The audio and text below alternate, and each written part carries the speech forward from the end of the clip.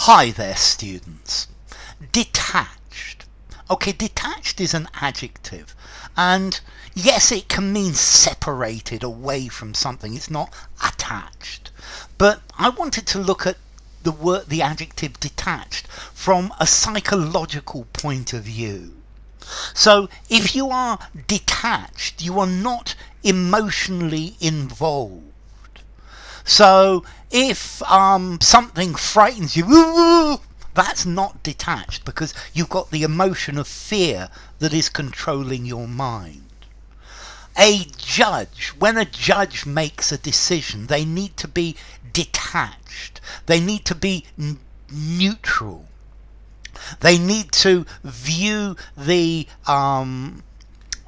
situation from an objective point of view.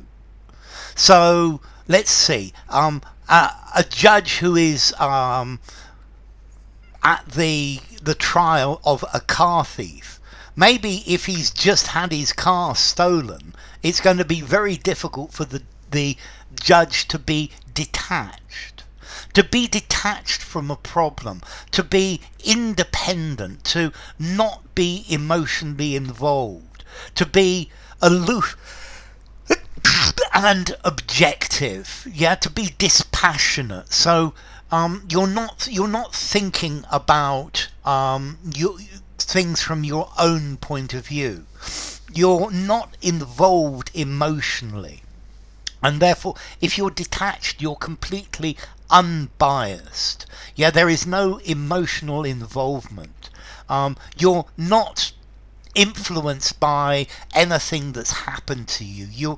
This detached is talking about impersonal objectivity. You are completely impartial.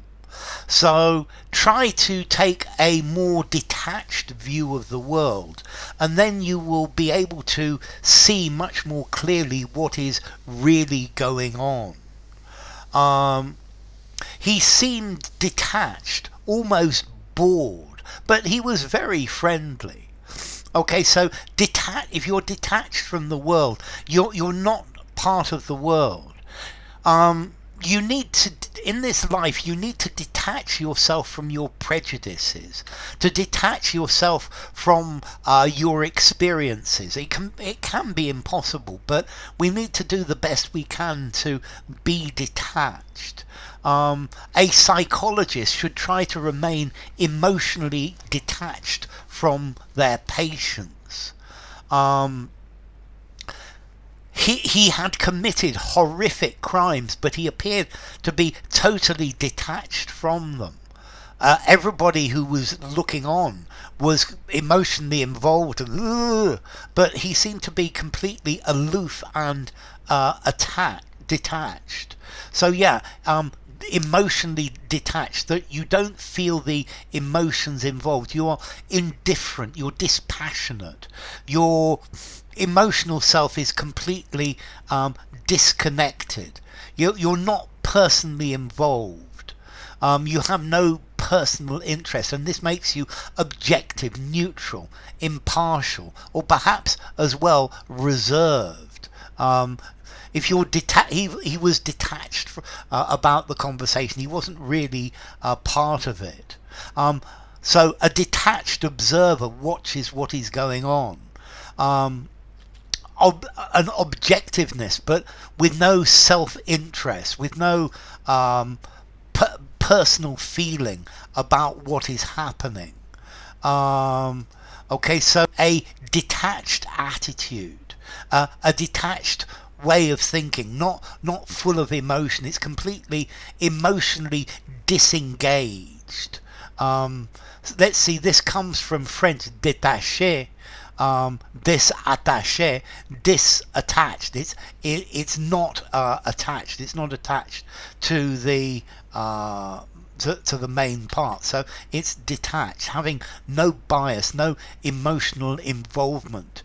You're completely without personal interest, without emotional involvement. To work with